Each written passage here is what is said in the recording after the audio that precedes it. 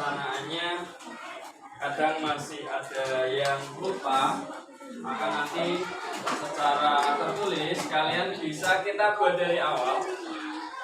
Yang sekiranya kemarin masih bisa kita terapkan nanti seperti kemarin. Jadi kita pertama buat peraturan kelas dulu.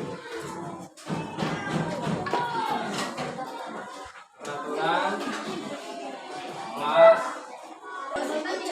Silakan tuliskan peraturan kelas yang ingin kalian buat. Ini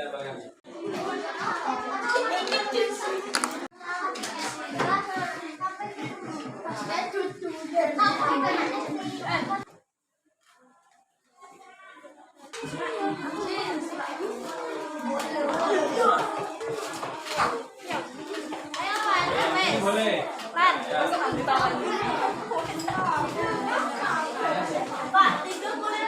Boleh.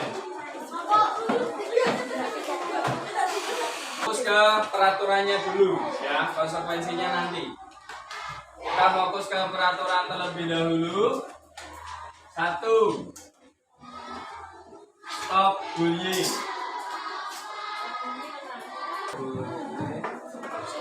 Ya sekarang ini. Ya keras ke teman-temannya.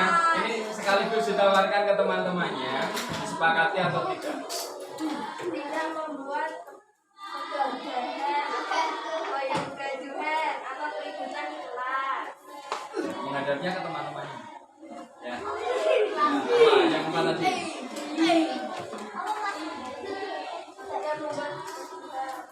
Tidak membuat kegaduhan di kelas. Ya, oke. Sing gede tulisannya. Sami.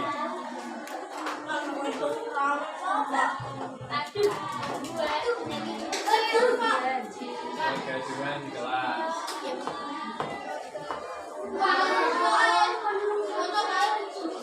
Ini tuh baru disepakati. Tidak usah saling menunjuk. Yang kelima apa? Oke, masuk kelas mengucapkan salam, setuju? Mengucapkan salam.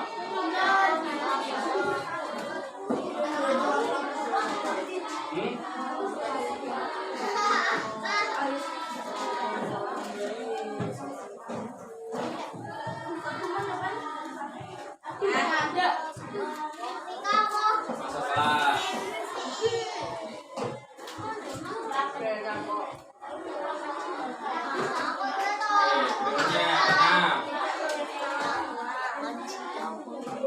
Berikutnya, ditawarkan, itu sudah.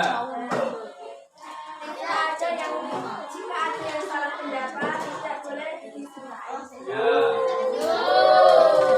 Mana? Ya, oke.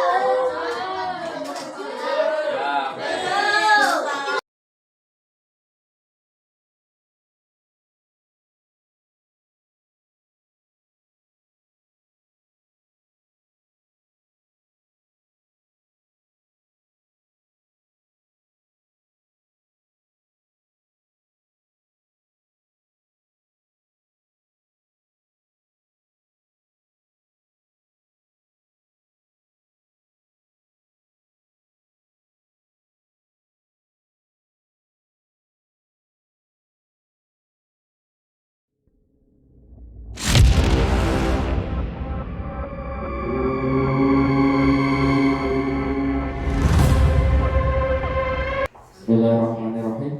Assalamualaikum warahmatullahi wabarakatuh.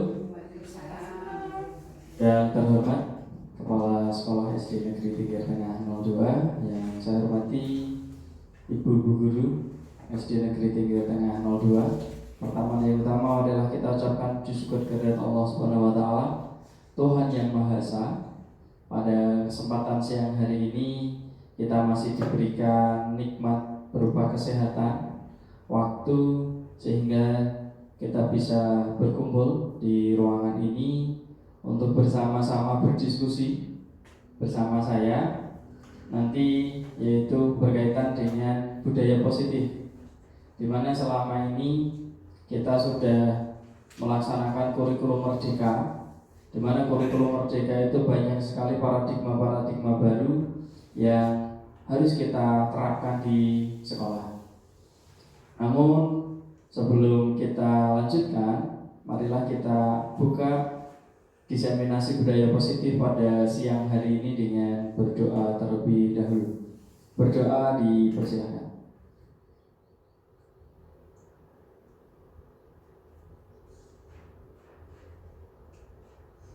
Selesai? Ibu yang saya hormati, untuk mengawali diseminasi budaya positif siang hari ini, kami mohonkan kepada Ibu Kepala Sekolah untuk berkenan memberikan sambutan sekaligus memberikan pengarahan kepada kita semuanya berkaitan dengan diseminasi yang akan kita laksanakan. Kepada beliau, Ibu Suwarti, kami persilakan.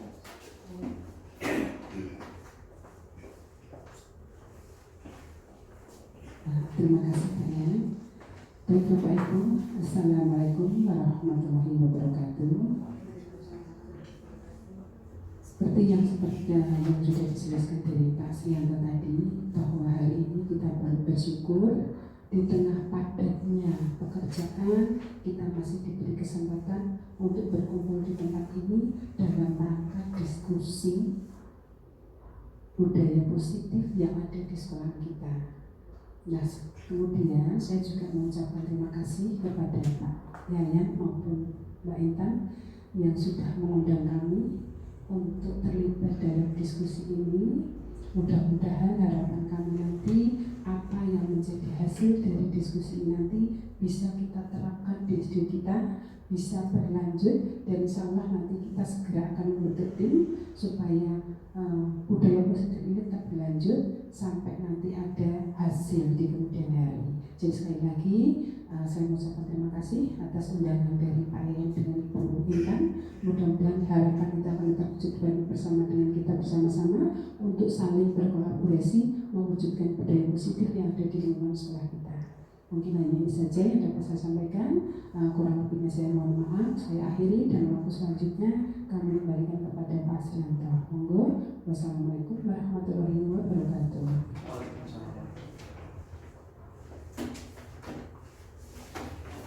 Terima kasih kami haturkan kepada Ibu Kepala Sekolah yang sudah berkenan memberikan sambutan sekaligus memberikan motivasi kepada kita semuanya agar kita bisa senantiasa melaksanakan budaya positif di sekolah kita. Bapak Ibu yang saya hormati, selamat datang. Mari kita belajar bersama, berkolaborasi, saling mendukung untuk mewujudkan budaya positif di sekolah kita yang tercinta ini. Jadi pada kesempatan hari ini nanti akan banyak topik yang akan kita bahas, akan kita diskusikan bersama berkaitan dengan disiplin positif. Namun saya ingin mendengar tanggapan dari ibu-ibu semuanya hadirin pada siang hari ini berkaitan dengan pertanyaan pemantik berikut ini. 1. Apakah Anda setuju dengan pernyataan berikut ini? 1. Hukuman dapat mendisiplinkan anak. Silakan. Hukuman dapat mendisiplinkan anak. Jawabannya setuju dan tidak. Iya, setuju atau tidak. Kalau memang setuju alasannya apa? Kalau tidak alasannya apa? Karena kita sudah bukan hanya sekedar setuju atau tidak. Sehingga kita ada alasan yang mendasari setuju atau tidaknya. Silakan yang hadir. Hukuman itu Ya silakan Bu Siti. Hukuman itu menurut saya tidak bisa mendisiplinkan anak. Yang bisa mendisiplinkan anak itu pembiasaan. Karena kalau hukuman sekarang mungkin dihukum dia disiplin, tapi untuk besok belum tentu. Karena kalau dia juga laksanakan karena hukumannya saja, karena kok dimarahin Pak Guru misalnya gitu kan, suruh nyapu besok saya nyapu enak nyapu baik daripada nanti saya saya melakukan kesalahan saya suruh nyapu dihukum kan, lebih baik saya ikut nyapu tidak ikut pelajaran gitu. Jadi kan yang mendisiplinkan anak itu pembiasaan dari guru. Oke, baik. Terima kasih. Tepuk tangan untuk Bu Siti. Ya, itu pertanyaan pertama. Pertanyaan yang kedua, pemberian hukuman dengan hal positif seperti membaca atau membersihkan halaman sekolah dapat meningkatkan disiplin anak. Setuju atau tidak? Hukuman tapi positif. Ya, hukuman tapi positif. Nyapu. Ya, hampir kayak yang disampaikan Bu Siti tadi, contoh menyapu kelas, membersihkan halaman. Nah, bagaimana? Apakah ini bisa meningkatkan disiplin anak? Ya, silakan. Mungkin Bu Roma bisa berpendapat setuju atau tidak. Kalau menurut saya pemberian hukuman dengan hal positif itu, menurut saya setuju. Soalnya selama hukuman itu positif ya, mendidik, itu menurut saya cocok. Soalnya anak-anak sekarang, di era sekarang kalau tidak ada sanksi yang melakukan pelanggaran, itu anak itu tambah buruk. Jadi pendidikan karakternya atau apa itu perlu ditekankan di ilmu pendidikan saat ini. Begitu kalau saya. Oke, baik. Intinya selama hukuman itu positif, setuju gitu ya Bu ya. Oke, baik. Terima kasih. Pertanyaan yang ketiga. Memberi penghargaan dapat meningkatkan motivasi belajar anak. Nah, ini yang masih sering memberikan. Oh ya, Bu Irma, silakan. Kalau menurut saya pemberian motivasi ke anak itu sangat baik karena anak akan lebih meningkatkan motivasi belajar. Itu mungkin menurut saya Diberi penghargaan. Oke. penghargaan. Setuju ya? Oke, baik. Saya tidak akan langsung menjawab pendapat Bapak Ibu semuanya ya. Nanti setelah kita berdiskusi nanti Bapak Ibu akan tahu bagaimana pendapat yang sudah disampaikan. Kira-kira sesuai atau tidak. Kalau sesuai ya alhamdulillah, kalau tidak berarti kita harus mulai merefleksikan diri terhadap keyakinan yang sudah kita laksanakan selama ini. Karena pada topik ini sudah sangat merubah banyak miskonsepsi yang saya terima. Di disiplin positif ini banyak ilmu-ilmu baru yang alhamdulillah bisa merubah saya dalam merespon kesalahan-kesalahan anak-anak. Nah, mari kita diskusikan bersama. Di mana konsep utama dari modul budaya positif atau topik kita nanti ada banyak sekali. Yang pertama adalah perubahan paradigma belajar. Ini yang sangat fundamental berkaitan di kurikulum Merdeka. Kemudian yang kedua disiplin positif. Yang ketiga kebutuhan dasar manusia, motivasi perilaku manusia, posisi kontrol, keyakinan kelas, dan segitiga restitusi. Namun saya tidak akan menyampaikan itu semuanya. Saya hanya akan menyampaikan perubahan paradigma, kemudian disiplin, kebutuhan dasar, dan motivasi saja, serta keyakinan kelas. Posisi kontrol dan segitiga restitusi nanti akan berbagi dengan Bu Ita. Untuk yang pertama, perubahan paradigma. Yuk, kita beranalogi pada diri kita sendiri. Perubahan paradigma, kegiatan mengepalkan tangan. Ada A dan B, Anda dan teman Anda. Jadi A itu jenengan semuanya, B itu rekan ibu-ibu semuanya. Sobeklah secari kertas kecil, tuliskan benda atau sesuatu yang sangat berharga untuk Anda.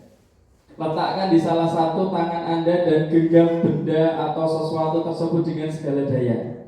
Buatlah sebuah kepalan, jadi semacam ini. Nah, teman Anda yang si B tadi akan mencoba dengan sekuat tenaga dengan berbagai cara untuk meminta Anda memberikan benda tersebut. B bisa membujuk, bisa mengancam, bisa menghardik, bisa merayu, bisa menyuap. Pokoknya apa saja yang bisa dia lakukan agar dapat membuka kepala tangan Anda.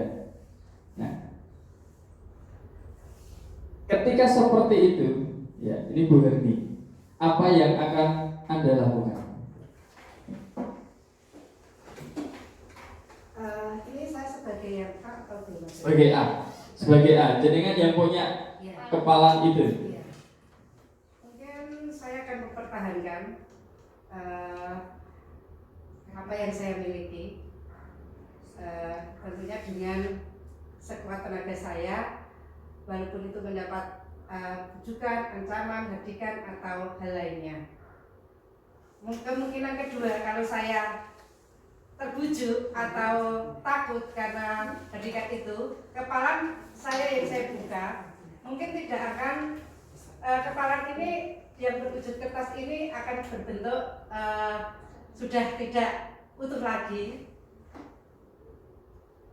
dan hasilnya memang seperti itu, tidak seperti yang mungkin diharapkan, hasilnya tetap gitu. Cukup Bu? Iya. Oke ya, terima kasih tepuk tangan untuk Bu Hani. Oke, jadi semua keputusan itu kendali ada di kita. Ketika memang kita kadang tanpa dibujuk sudah nyong.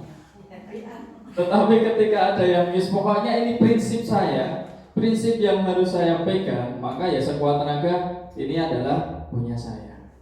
Kalau saya kalah itu Pak, karena saya diancam. Iya. Iya. Karena pasti setiap orang itu akan melakukan segala cara untuk mendapatkan itu semuanya. Nah, paradigma yang dimaksud adalah perubahan paradigma kita di paradigma baru, pembelajaran dengan paradigma baru dilakukan dengan berdasarkan prinsip pembelajaran yang berdiferensiasi, sehingga setiap siswa belajar sesuai dengan kebutuhan dari tahap perkembangannya untuk mewujudkan ini yang selama ini kita dengung-dengungkan, 6 dimensi profil pelajar Pancasila. Finishnya dari kurikulum Merdeka adalah mewujudkan murid atau mewujudkan siswa yang memiliki profil pelajar Pancasila. Bahkan ada P5-nya, Proyek Penguatan Profil Pelajar Pancasila. Nah, diferensiasinya akan kita diskusikan di lain waktu, karena diferensiasinya sangat luar biasa, banyak. Itu paradigma yang dimaksud. Kemudian, perubahan paradigma teori kontrol ini ilusi yang sering kita alami di kelas, di sekolah kita. Ilusi yang pertama, ilusi guru mengontrol murid. Ini setiap hari sering terjadi. Pada dasarnya kita tidak dapat memaksa murid untuk berbuat sesuatu jikalau murid tersebut memilih untuk tidak melakukannya. Nek aku ora ya ora. Guru tidak bisa memaksa itu. Walaupun tampaknya guru sedang mengontrol perilaku murid, hal demikian terjadi karena murid sedang mengizinkan dirinya dikontrol. Saat itu, bentuk kontrol guru menjadi kebutuhan dasar yang dipilih murid tersebut. Teori kontrol menyatakan bahwa semua perilaku memiliki tujuan, bahkan terhadap perilaku yang tidak disukai, seperti hanya Bu Harni tadi. Tidak itu yang bisa kontrol Bu Harni. Pokoknya saya seperti ini ya seperti ini. Tetapi ketika memang murid itu mau, berarti kita berdasarkan itu. Saat itu dia mengizinkan kita untuk mengontrol mereka. Ilusi yang kedua, bahwa semua penguatan positif, efektif, dan bermanfaat. Penguatan positif atau bujukan, nah ini biasanya anak-anak melakukan kesalahan dibujuk, dirayu kan gitu, adalah bentuk-bentuk kontrol. Segala usaha untuk mempengaruhi murid agar mengulangi suatu perilaku tertentu adalah suatu usaha untuk mengontrol murid tersebut. Dalam jangka waktu tertentu, kemungkinan murid tersebut akan menyadarinya dan mencoba untuk menolak bujukannya. Kemudian bisa jadi murid tersebut menjadi tergantung pada pendapat sang guru untuk berusaha. Jadi nek pas ora dinasehati ya selali. Karena ada ketergantungan di sini. Menjadi ketergantungan. Kemudian berikutnya, ilusi bahwa kritik dan membuat orang merasa bersalah. Nah, ini biasanya dikandani terus muridnya jadi merasa bersalah kan begitu. Dapat menguatkan karakter. Jadi dikandani kalau seolah-olah kamu itu salah kan begitu. Dia salah. Nah, menggunakan kritik dan rasa bersalah untuk mengontrol murid menuju pada identitas gagal. Ini yang perlu kita waspadai. Menuju pada identitas gagal. Mereka belajar untuk merasa buruk tentang diri mereka. Mereka mengembangkan dialog diri yang negatif. Kadangkala bagi guru untuk mengidentifikasi bahwa mereka sedang melakukan perilaku ini, karena seringkali guru cukup menggunakan suara halus untuk menyampaikan pesan negatif. Biasanya itu kalau posisi membuat rasa bersalah itu guru biasanya ibaratkan bahasa-bahasa yang halus dan lembut sehingga kayak bahasa renungan gitu. Jadi anak-anak akan di situ merasa bersalah. Ternyata itu sebuah ilusi teori kontrol. Kemudian ilusi, nah ini yang sering kita alami. Ilusi bahwa orang dewasa memiliki hak untuk memaksa. Ini yang selama ini saya alami. Sebelum saya mengenal disiplin positif, mungkin anak-anak itu mau melaksanakan perintah saya, mau melaksanakan tugas-tugas yang saya berikan. Saya takutnya karena ini. Nah, banyak orang dewasa yang percaya bahwa mereka memiliki tanggung jawab untuk membuat murid-murid berbuat hal-hal tertentu. Apapun yang dilakukan dapat diterima selama ada sebuah kemajuan berdasarkan sebuah pengukuran kinerja. Pada saat itu pula orang dewasa akan menyadari bahwa perilaku memaksa tidak akan efektif untuk jangka waktu panjang dan sebuah hubungan permusuhan akan terbentuk. Nah, karena ada di sini unsur memaksa. Kadang ini, wah tenang. Kalau nggak tenang, keluar. Karena kita merasa orang dewasa di situ. Nah, ini perubahan paradigma stimulus respon dan teori kontrol.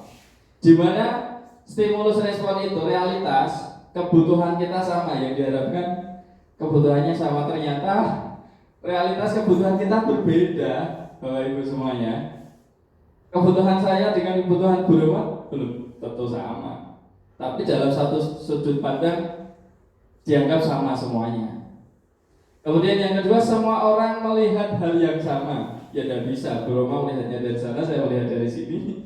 Ya nggak bisa melihat yang sama. Nah, tetapi dalam teori kontrol, setiap orang memiliki gambaran yang berbeda.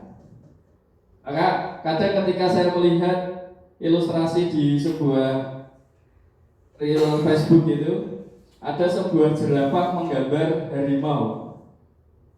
Yang digambar karena jerapah lehernya tinggi, yang digambar ya bagian kepala sampai geger dan ekor.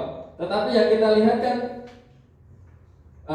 harimau itu kan dari depan, maka berbeda. Maka di sini setiap orang memiliki gambaran berbeda dari sudut pandang yang berbeda. Kemudian yang ketiga, kita mencoba mengubah orang agar berpandangan sama dengan kita. Padahal dalam teori kontrol, kita berusaha memahami pandangan orang lain tentang dunia sesuai dengan sudut pandangnya masing-masing. Dan seterusnya, tidak akan saya bahas satu persatu, tetapi ini lebih kita ke sini. Model berpikir menang kalah itu teori respon saat itu, stimulus responnya. Tetapi kalau sekarang kita sudah berpikir menang dan menang, win-win solution. Atau kalau dulu kompetisi, sekarang kolaborasi. Istilahnya seperti itu. Jadi banyak sekali hal-hal yang ternyata di kurikulum yang kita laksanakan saat ini 1, 2, 4, 5 di 4 kelas ini, terutama paradigmanya sudah mulai bergeser agak jauh, terutama di hal-hal yang mendasarinya.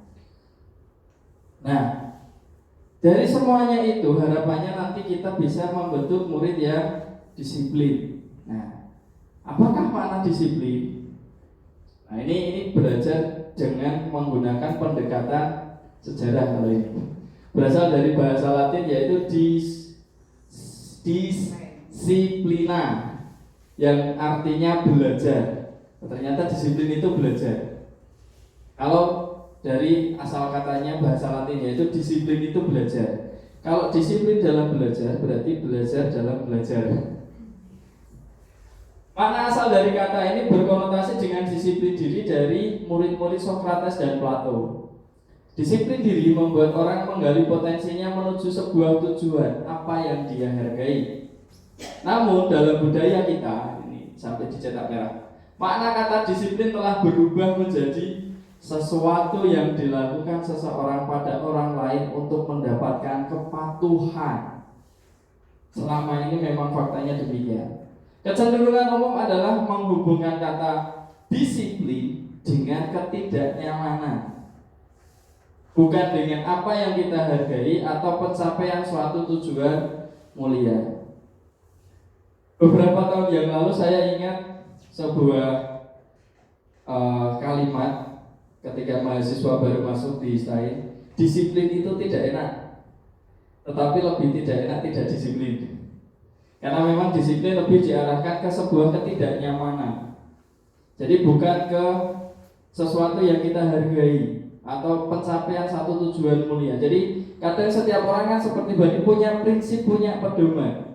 Disiplin itu bukan untuk sesuai dengan prinsipnya, tetapi karena faktor ketidaknyamanan. Kita harus mulai menggeser agar disiplin itu sesuai dengan peruntukannya.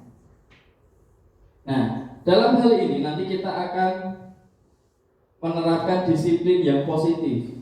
Tujuannya adalah sebagai pendidik menciptakan anak-anak memiliki disiplin diri sehingga mereka bisa berperilaku dengan mengacu pada nilai-nilai kebajikan universal.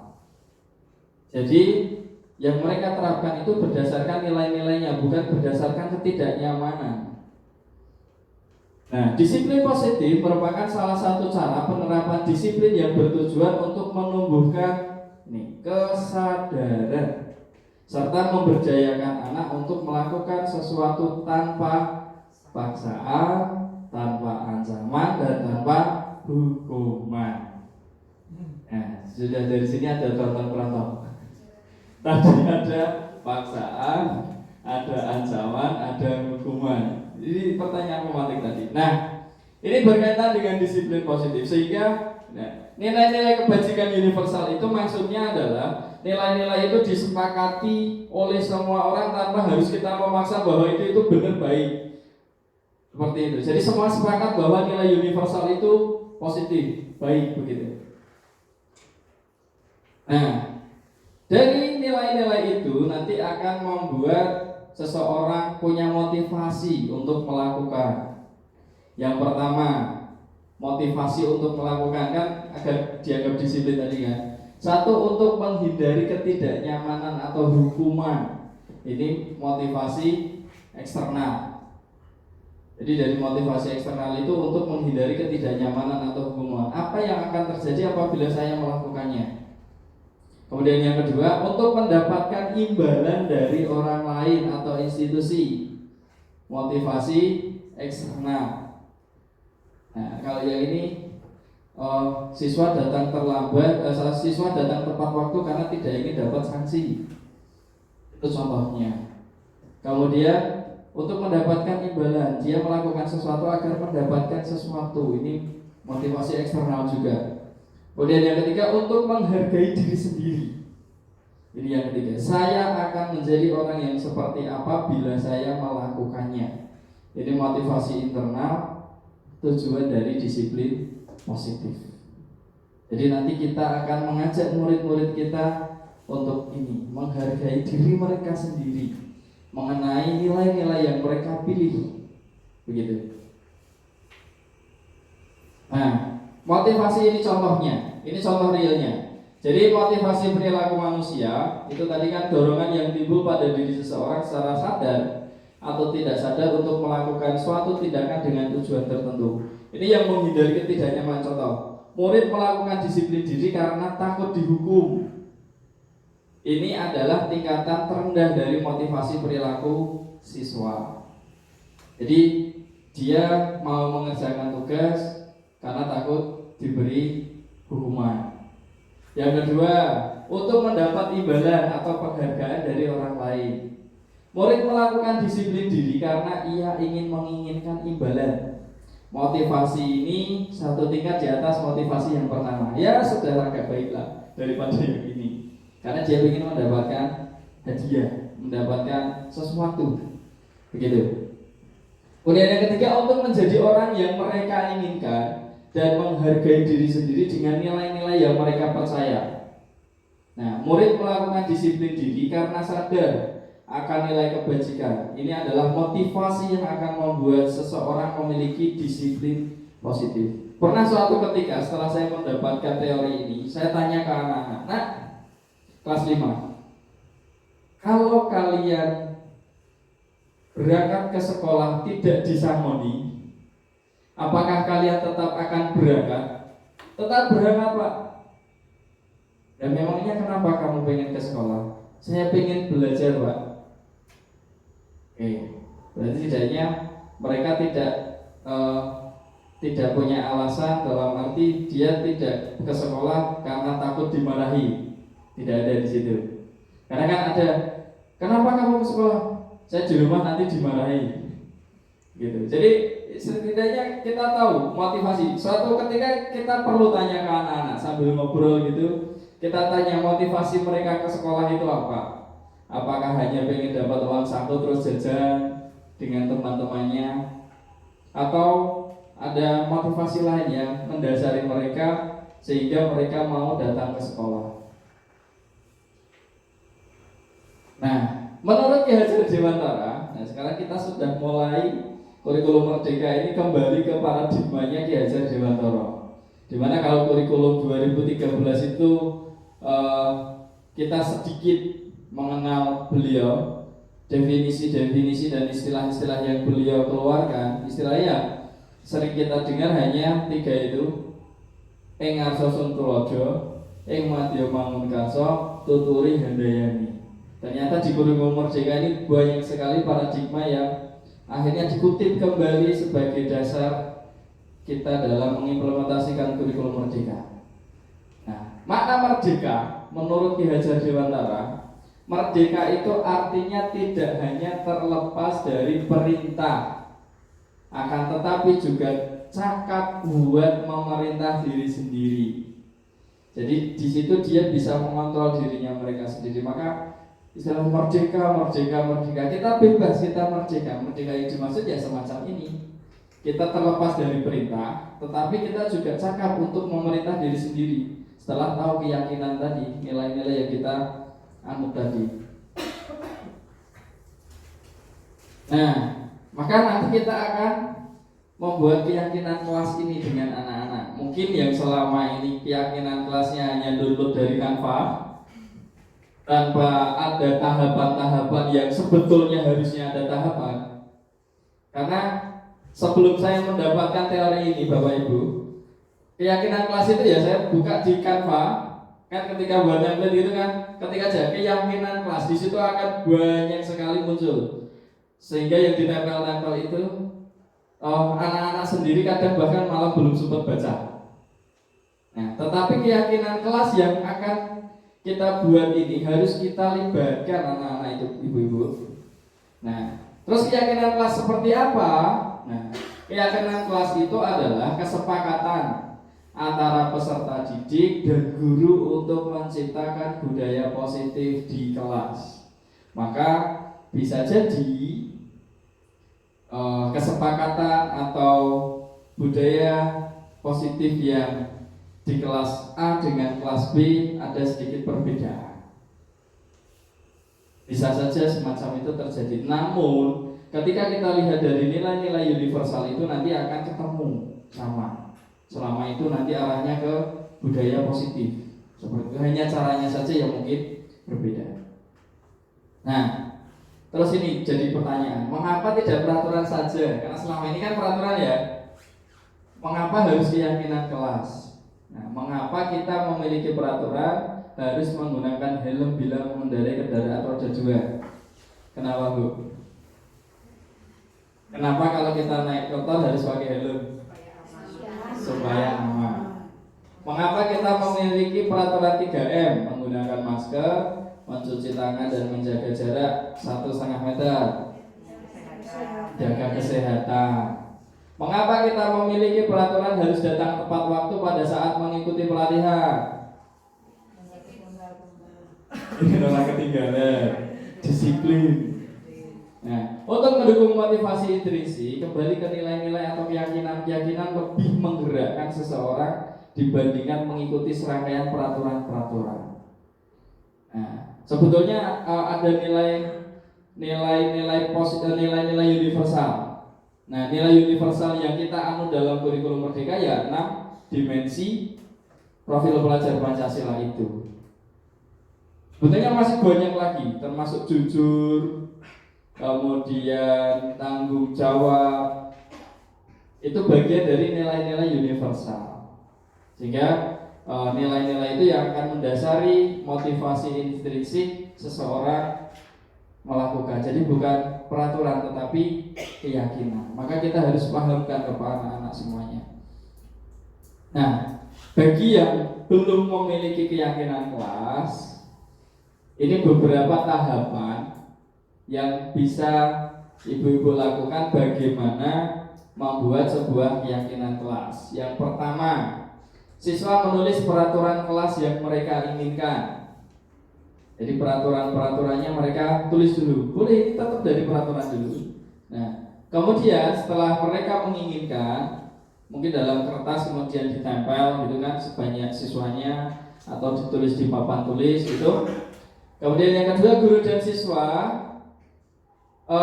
ini ada yang kata kelewat. Memeriksa peraturan yang telah tertulis tadi. Peraturan-peraturan yang sudah tertulis tadi diperiksa bersama-sama. Kemudian memilah peraturan kelas yang penting. Kan contoh, tidak boleh terlambat, tidak boleh membuang sampah sembarangan, tidak boleh menyimpan sampah di dalam laci.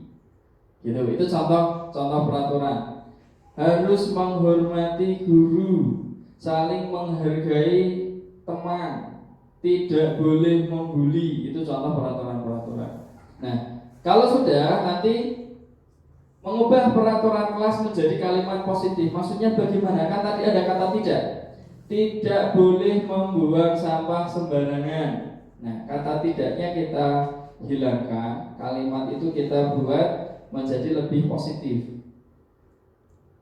Menjaga kebersihan kelas atau menjaga kebersihan lingkungan. Tidak boleh membuli teman. Berarti saling menghormati, menghargai dan menyayangi teman. Itu lebih ke positif. Lebih ke positif. Kemudian setelah itu mengecek dan menyepakati keyakinan-keyakinan yang sudah dibuat. Itu tahapannya panjang, ini hanya diringkas jadi 5. Karena kemarin saya praktekkan tidak cukup 1 jam untuk membuat itu Bapak Ibu. Mbak Ina juga nggak cukup. Padahal hanya 30 menit orang cukup. Ini nulis kok ya. 30 menit hanya sampai di sini. Sampai menulis peraturan sampai ini kayaknya. Saya nggak tahu apakah sudah sampai mengubah ke kalimat positif atau belum. Sudah sampai ke positif karena masih banyak lagi. Nah, harapannya nanti dari peraturan kelas akan melebar menjadi keyakinan kelas, tercipta lingkungan positif dan menjadi budaya positif, baik di kelas maupun di sekolah. Itu. Nah, menurut Bapak Ibu semuanya, ini putih ya, ini hijau. Yang merupakan kesepakatan kelas yang benar yang mana? Yang putih atau yang hijau?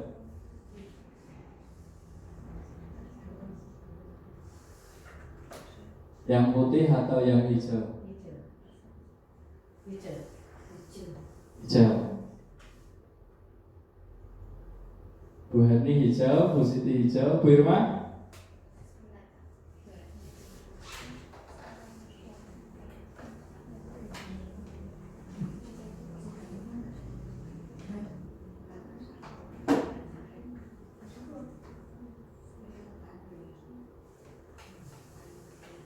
Yang mana? Saya putih Pak. Yang putih, oke. Terima kasih Bu. Ya, yang benar yang putih. Berapa yang putih atau yang hijau? Putih lebih singkat. Putih lebih singkat, oke.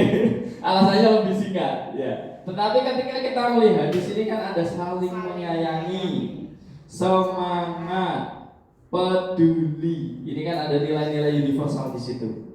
Nilai-nilai universal. Kalau ini lebih ke peraturan. Jadi bukan masih dalam peraturan. Walaupun ini judulnya kesepakatan ya. Makanya seperti yang saya sampaikan tadi, kalau kita mendownload template yang ada di Canva, karena kita tidak tahu tahapan-tahapannya, judulnya sudah kesepakatan kelas, ternyata itu masih peraturan kelas. Gitu. Karena kesepakatan ini harus tahapannya panjang. Bahkan mungkin kalau kita siapkan sungguh-sungguh 1 hari itu hanya untuk membuat kesepakatan kelas. Karena kesepakatan kelas ini akan kita lakukan selama siswa di kelas itu. Bahkan kalau memang dirasa perlu untuk dievaluasi dalam jangka tertentu juga diperbolehkan. Kok sekiranya ini kurang efektif ya, nanti kita evaluasi bersama dengan anak-anak. Nah, kegiatan pendalaman keyakinan kelas, ini tabel T, tabel Y itu maksudnya apa Pak? Ini banyak karena sekali lagi ini langsung saya resumkan ke yang tabel Y, terdengar. Ini contoh umpamanya kita menerapkan budaya 5S. Senyum, sopan, salam, sapa, sopan santun. Nah, terdengarnya Assalamualaikum. Itu yang kita dengar dari anak-anak. Assalamualaikum, selamat pagi, Bu Roma. Kan kita anak-anak kan biasanya kan ramah begitu ya, Pak Yayan. Nanti satu-satu semuanya. Gitu. Kemudian terlihat apa yang kita lihat ketika memang anak-anak menerapkan budaya itu. Mungkin salaman, senyum, kan itu bagian dari yang kita lihat dengan penerapan itu. Kemudian berperilaku ya sopan, sikapnya juga baik. Itu tabel Y. Setelah ketika memang harapannya nanti dari penerapan keyakinan kelas itu bisa terwujud. Harapannya seperti itu. Nah, kita coba. Tadi kan sudah ada. Ini kita lihat perbedaannya antara peraturan dan keyakinan kelas. Peraturan selalu kembalikan buku ke tempatnya. Tapi ternyata keyakinan kelasnya adalah tanggung jawab. Dilarang mengganggu orang lain. Keyakinan kelasnya menghormati orang lain. Hadir di sekolah 5 menit sebelum pembelajaran dimulai. Menghormati orang lain, berkomitmen. Ini maksudnya menghormati orang lain itu menghargai teman-temannya yang sudah datang. Atau ketika kita ada undangan rapat atau undangan seminar gitu, kita menghargai peserta yang sudah hadir. Maka kadang ada pemimpin rapat yang walaupun yang hadir hanya 3 sudah dilaksanakan karena memang berkaitan dengan keyakinan, komitmen, gitu. Dilarang melakukan kekerasan. Nilai universalnya adalah keyakinan kelasnya adalah keselamatan, menghargai orang lain. Dilarang menggunakan narkoba untuk kesehatan. Jadi kenapa itu dilarang? Ya karena sebetulnya ada tujuannya itu. Bergantian atau menunggu giliran. Ini menghormati orang lain dan bersabar. Kadang kita nggak mau antri, karena pengen tidur di sini. Karena di situ makanya kadang hal sepele, anak mau bersedia antri, itu sudah memberikan nilai yang besar untuk mereka. Maka ketika saya melihat di Australia itu, di Australia atau di Jepang ya Pak, hanya mengajari 1 hari itu antri tok. 1 hari itu anak hanya diajari untuk antri. Karena di situ ternyata ada nilai universal di mana dia harus bisa menghargai orang lain dan bersabar. Ya, jadi hanya sekedar antri itu ternyata ada nilai yang luar biasa. Gunakan masker itu untuk kesehatan dan keselamatan. Kemudian jangan berlari di kelas atau koridor, itu demi keselamatan dan keamanan.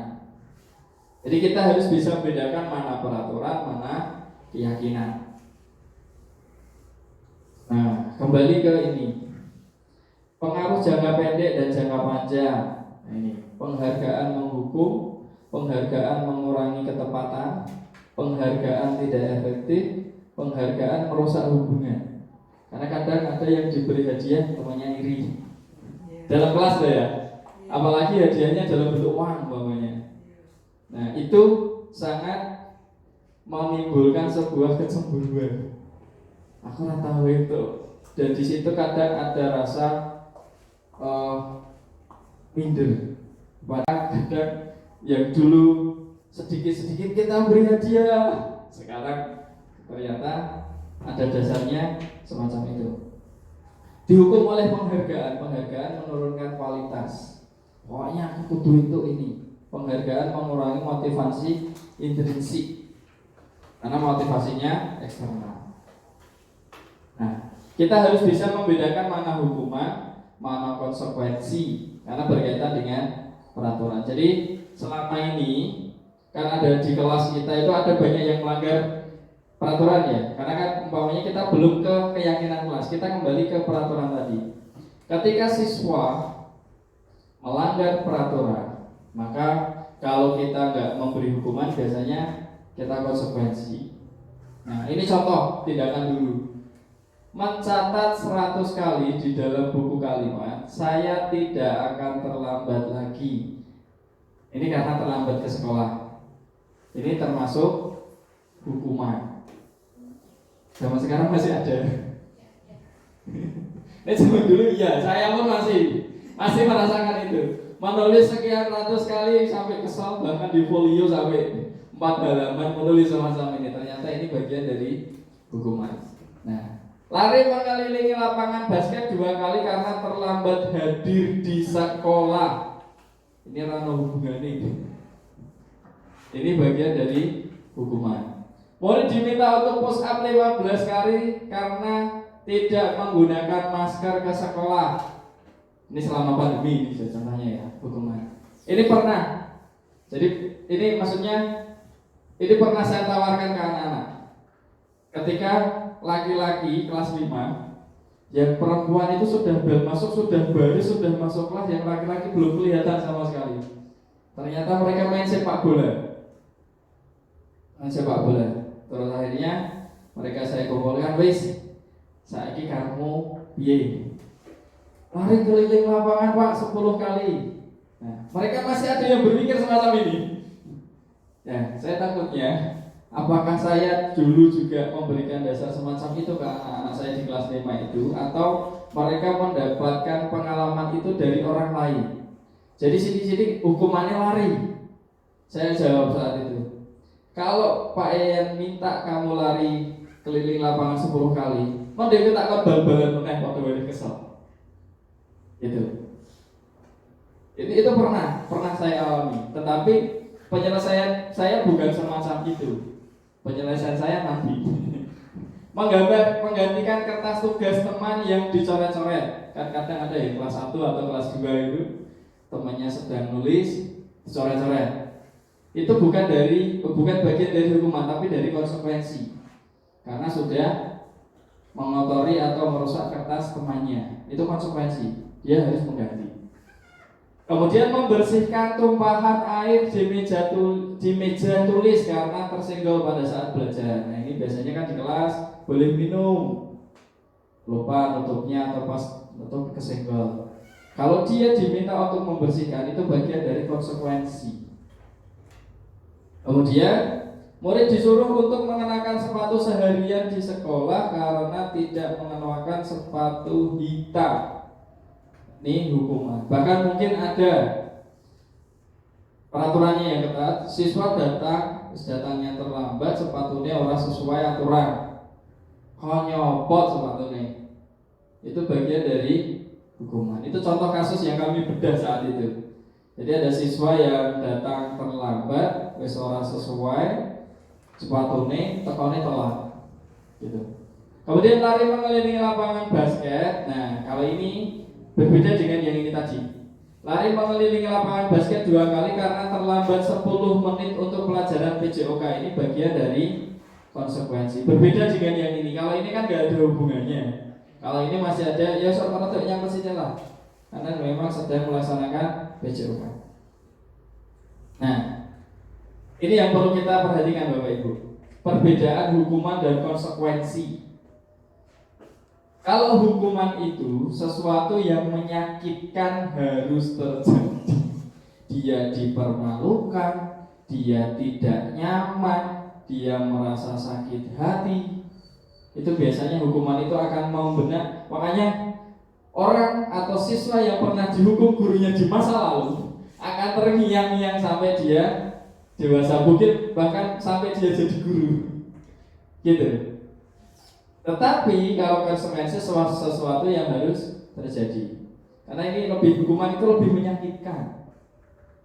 Lebih menyakitkan sehingga ini membuat kesan yang negatif. Kemudian membuat anak sakit baik fisik maupun hati untuk jangka waktu lama. Ya seperti ini tadi. Tekan kapanpun akan diingat.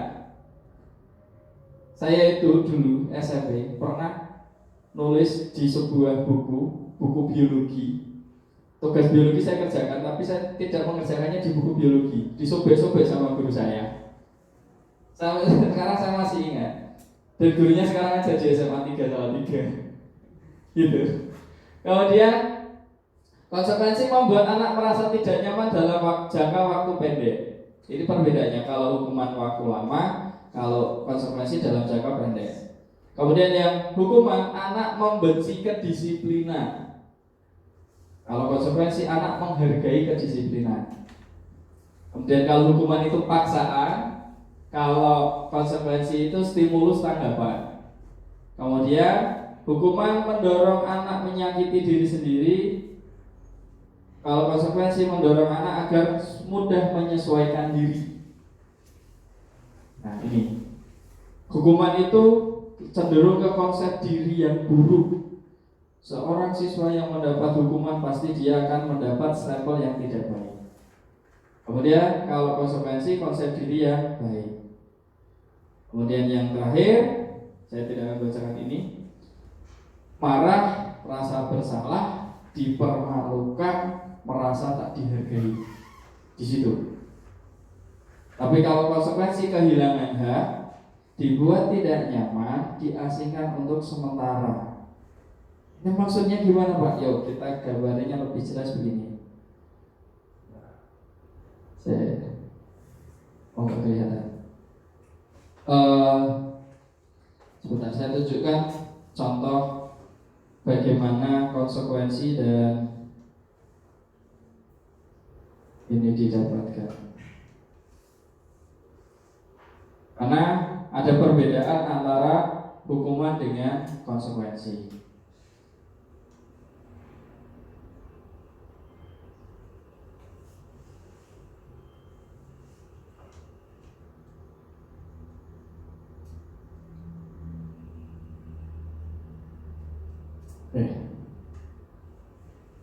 Loading, kita lanjut saja. Berkaitan dengan sudah muncul. Berkaitan dengan identitas gagal. Hukuman itu biasanya Ibu, Bapak Ibu semuanya. Jadi hukuman itu akan mengarah ke sini, lebih ke citra negatif. Jadi sesuatu yang harus terjadi tadi, kemudian sesuatu yang menyakitkan terjadi tadi, ini akan sini. Berbeda dengan restitusi. Nah, maka ini yang akan kita terapkan nanti di kelas. Jadi bukan hukuman atau konsekuensi, tetapi kita nanti akan melaksanakan restitusi di kelas. Yang secara teori nanti akan disampaikan oleh Bu Intan, apa itu restitusi, kemudian penerapannya bagaimana, kemudian dampaknya bagaimana.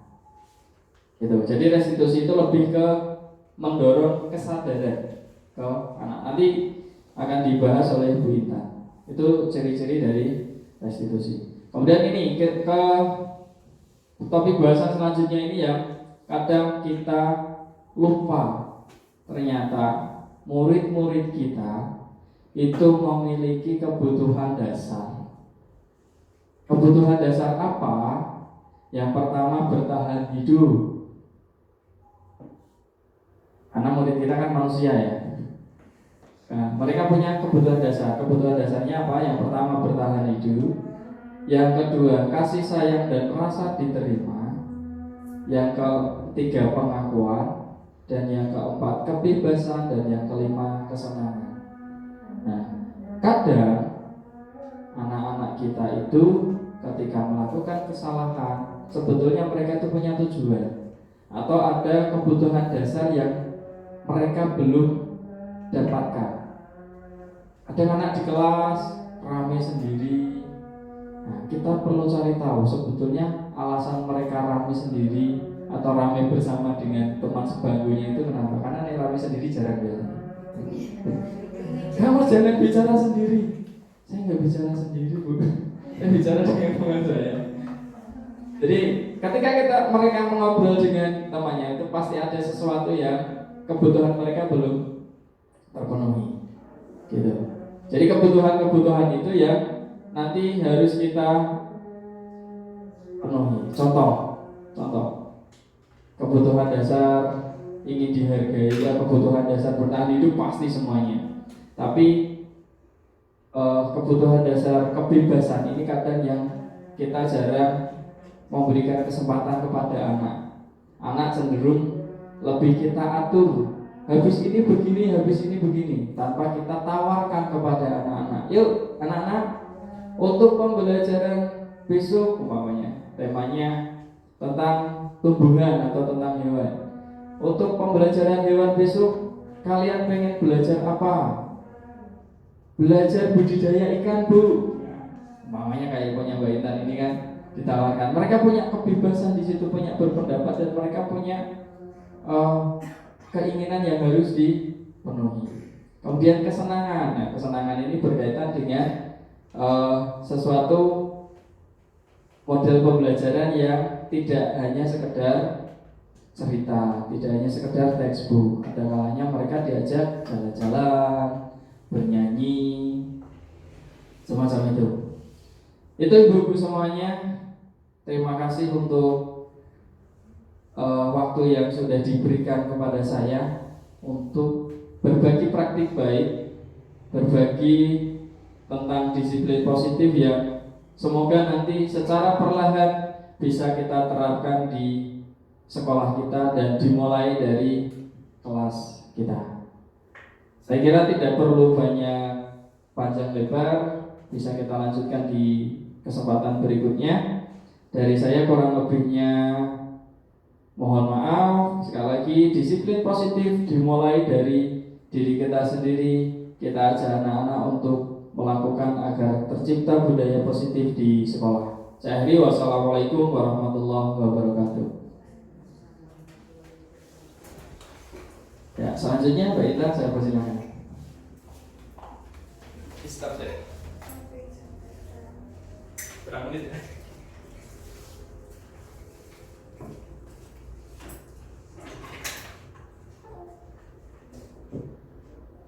Jam berapa? Ada anak-anak yang biasanya menggunakan bahasa-bahasa yang